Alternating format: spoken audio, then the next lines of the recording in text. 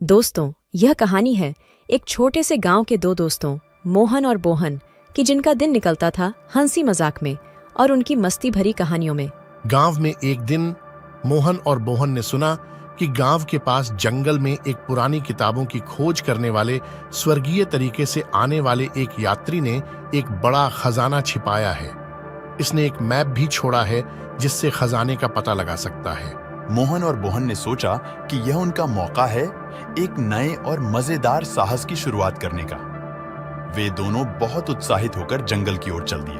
पहला रास्ता जंगल के घने झाड़ियों में घुसा, जिसने उन्हें एक भूतिया ख्याल के साथ चीर फाड़ दिया।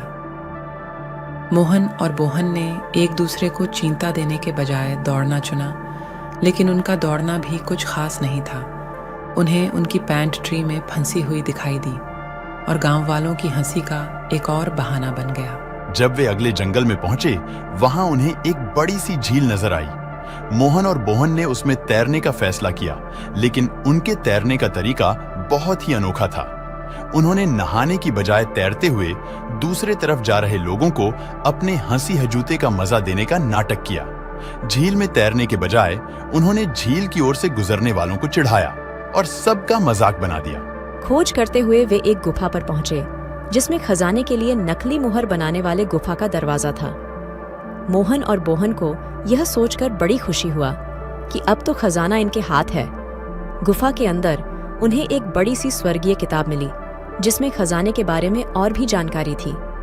लेकिन उनकी खुशी अधूरी थी, क्योंकि उन्होंने सोचा कि यह गुफा कुछ और ही छुपा हुआ है।